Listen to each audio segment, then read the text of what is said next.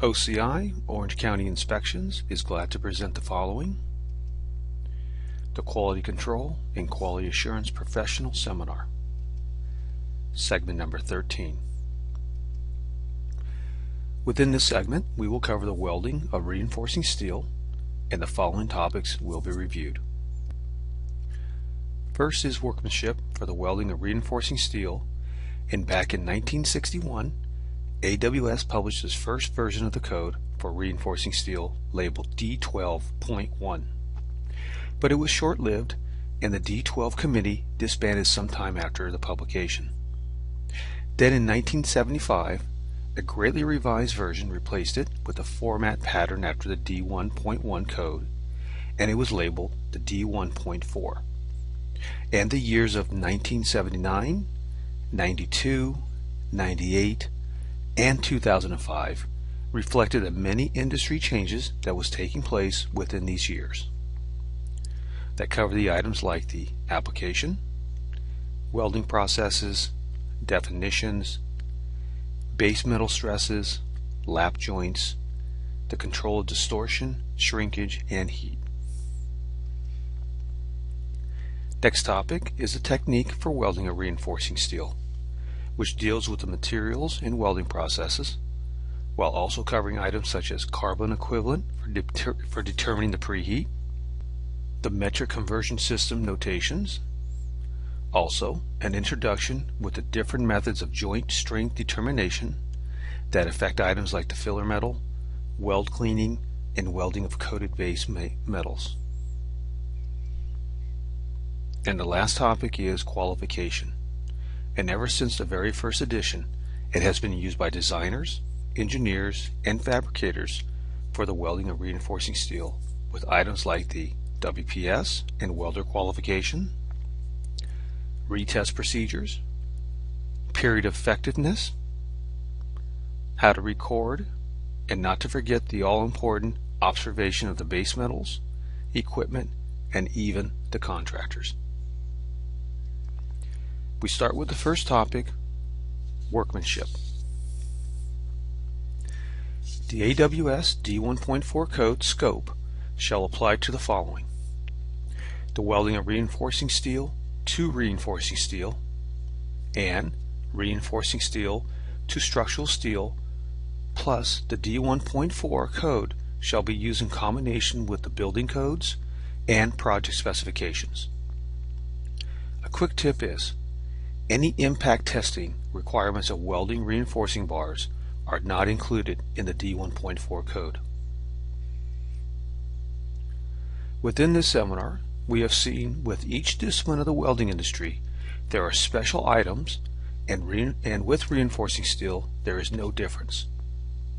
Here, we try to teach the basics of understanding and, more importantly, figuring out the formula for carbon equivalent.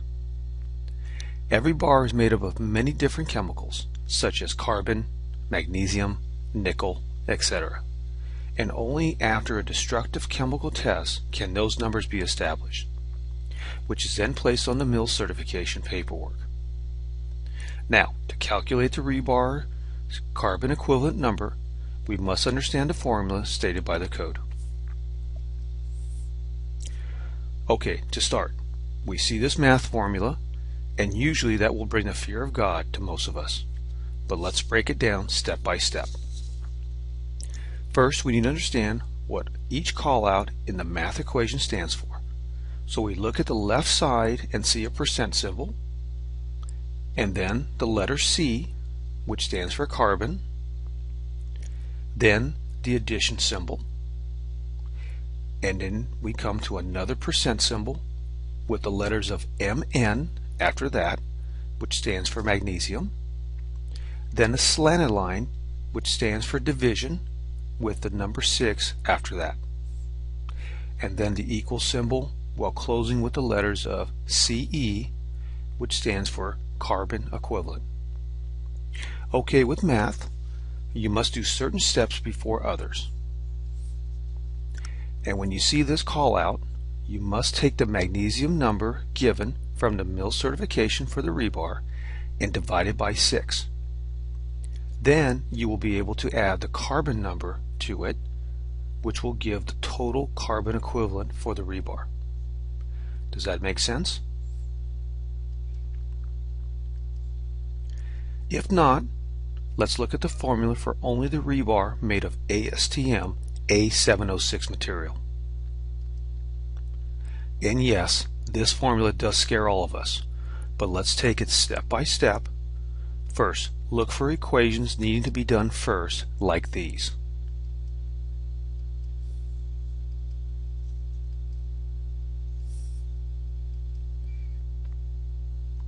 Then you can add the numbers up until the formula calls for you to start subtracting, until the total carbon equivalent number is revealed. We look at the welding processes for welding reinforcing steel, and as with plate or sheet steel, there are pre-approved processes that can be used without a qualification test, and those are shielded metal arc welding, gas metal arc welding, flux core arc welding.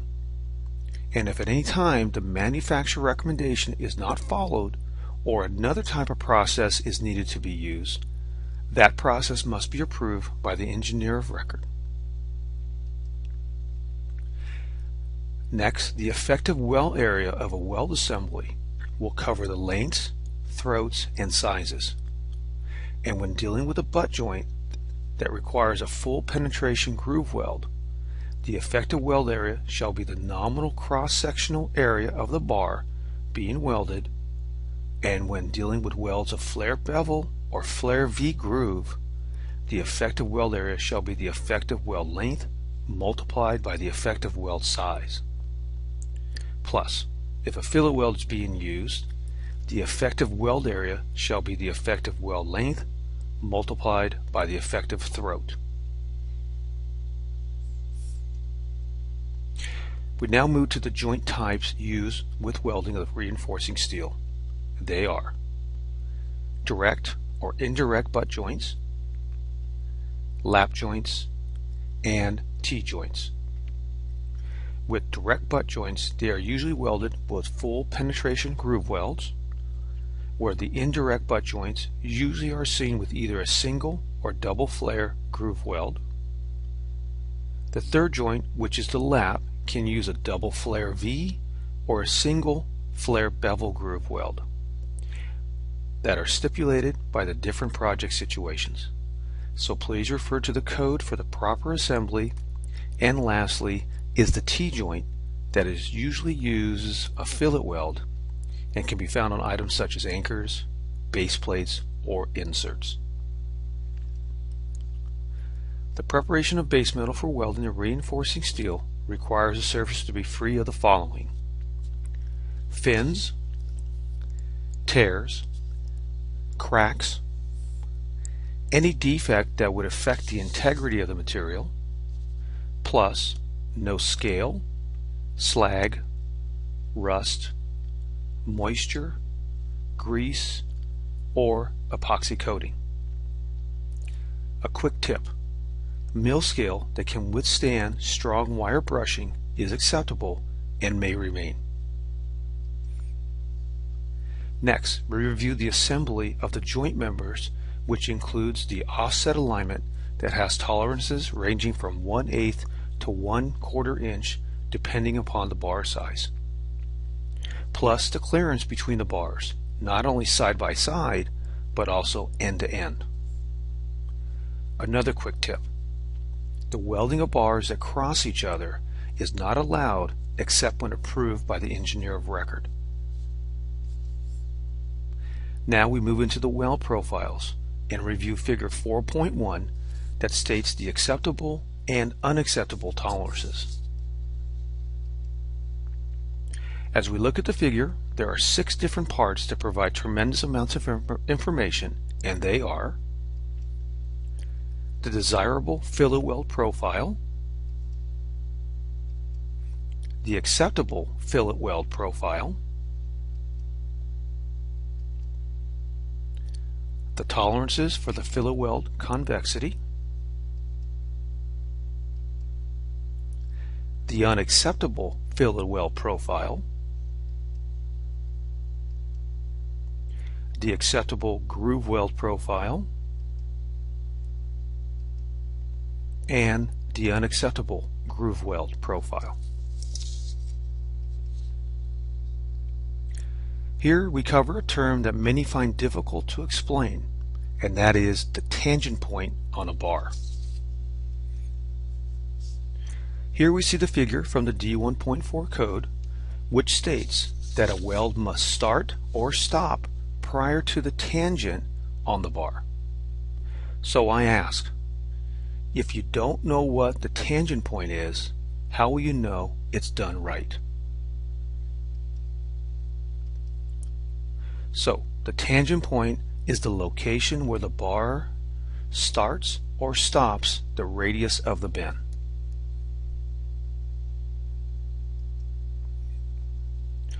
We move into the second topic of this segment, which is the technique used for welding reinforcing steel. And one of the major requirements are the filler metals. Because dealing with any connection of the D1.4 code, the base and filler metal strength relationship is probably the one source that will determine whether a weld assembly is in compliance with soundness. And like we have seen earlier in this seminar, to understand and know the proper steps when utilizing Table 5.1, matching filler metal requirements is mandatory. As we look at a part of the Table 5.1, we will alert you to the key parts, which are the following. The grouping, which here is Group 4.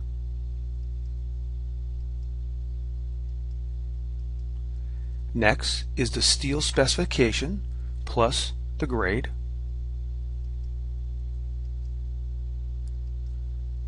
Once again, we see two columns here with the yield and tensile strengths provided in KSI and megapascals. Moving over to the right of the table, we see the filler metal requirements area, which has you lining up the weld process used that provides the required electrode classification plus its yield and tensile strength. Once again in KSI and megapascals.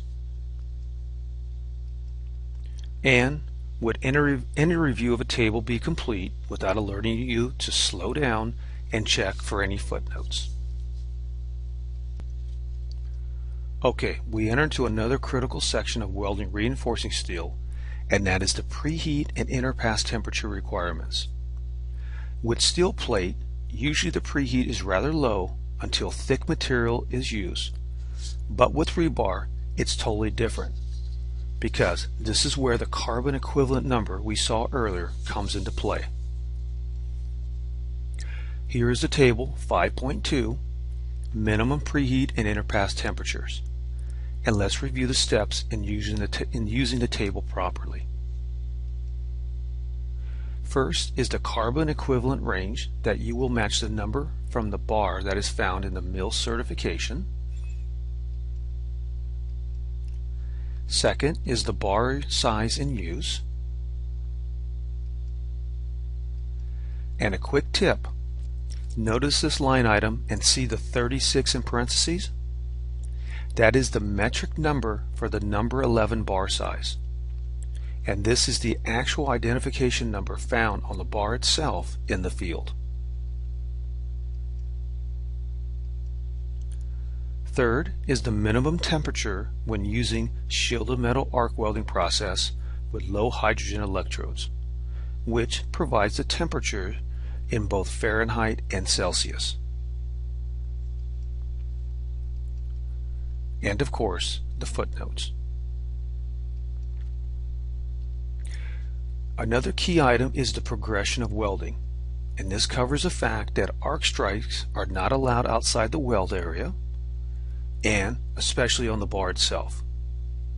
Next is the cleaning of the weld with issues like when in progress, the slag should be removed prior to any new weld bead being in place, plus brushing the metal clean, and also this covers any craters when an interruption has taken place.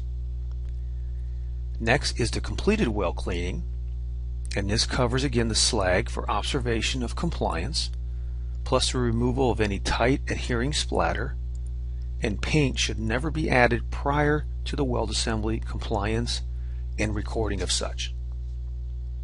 Another age-old question is about tack welds, and if they are not part of the finished weld and the items of preheat, proper electrode, and defect criteria are not followed as per required by the D1.4 code or engineer approval, tack welds should not be permitted. And we close with the low hydrogen electrode requirements, which are like the D1.1 code, where hermetically sealed containers or ovens of 250 degrees are required, plus review of the D1.4 atmospheric exposure time periods is a must for compliance. As we enter into the last topic of this segment, we'll take a look at the qualification of welding reinforcing steel. The first item is the responsibility that is required for the performed welding, and that would fall onto the contractor. They are responsible for the qualification of both the WPS and welder, plus providing access to these documents, while also providing a safe access to the welding equipment and work area for observation and compliance of the material and workmanship. And if any defects are revealed, the contractor holds the duty to repair for approval. As we just saw, the contractor is responsible for the establishment and approval of the WPS. The WPS for the reinforcing steel follows the same recipe as both the plate and sheet steel requirements, but there are a few special alerts to be aware of. First, the largest bar used within production welding will establish the WPS. Next, the highest carbon equivalent for the bar will establish the WPS. Third is the coating of the bar. That must not be within 2 inches of the weld zone, or it will be needed to be tested as a coated assembly. We have seen this number 4 item before. Any deviations out of the limitations of the essential variable table will require requalification of the WPS. And lastly, the destructive tests required are the full section tension test that establishes the tensile strength, and the macro etch test that establishes the soundness of the joint. Now is the welder qualification requirements, and this will determine the welder's ability to produce sound welds and not to guide the welder in the how-to for welding. The following are established during qualification: the welding process, material grouping. A quick tip: this does not qualify the welder to weld galvanized material. That will take a different qualification test to establish that. Next, it establishes the bar size, the filler metal, welding position or positions, and the following are the qualification test joints allowed: the direct butt joint, the indirect butt joint, the T-joint, and for the fillet weld, the welder can be tested in one of the following positions: the flat, rotated at a 45-degree angle, the horizontal, fixed, or the horizontal rotated, the overhead fixed, and lastly, the 5F position, which covers multiple welding fixed. The welder certification uses the same destructive tests as the WPS, which are the tension and macro etch, but for the fillet weld, it uses a bend test of greater than 30-degree angle. Now, if the welder does happen to fail one of these qualification tests, there are 2 cases that are followed. One is the immediate retest, which requires an additional 2 test specimens, or the second case is retest after further training, which requires evidence the training did actually happen. Once a welder is qualified, they are considered to be effective indefinitely unless there is a lack of use for more than 6 months or there is a reason for questioning the welder's ability during production welding. And as alluded earlier, these records shall be available by the contractor and examined for compliance at any time. And lastly is the area of compliance using the approved documents, specification, and codes, which is only done by the observation from the quality control and quality assurance professionals. The QC or QA professional that is responsible for the acceptance or rejection of the material or workmanship should have training and experience with metal fabrication, observation and testing in both the shop and field areas, and if required by the authority having jurisdiction, the proper certification. The proper observation sequence items should be as followed. Notification in advance of any production work. Base metal is checked for compliance. Verifying of the approved WPS and welders. Welding equipment are in compliance. Working conditions are safe. Weld assembly size, length, and location conform to drawings and codes. The technique and performance comply with the WPS and code. And lastly, any identifying marks shall be located and recorded on each weld assembly. Another quick tip is die stamping on dynamically loaded members shall be approved by the engineer first. We have come to the end of segment number 13, and let's review the topics we have covered. First was the workmanship of welding reinforcing steel, and we came to understand not only the scope of the D1.4, but the application for items like the base metal, welding processes, safety precautions, and units of measurements from both the U.S. and international systems, while breaking down an important section of the reinforcing steel industry, which is the calculations for the carbon equivalent number.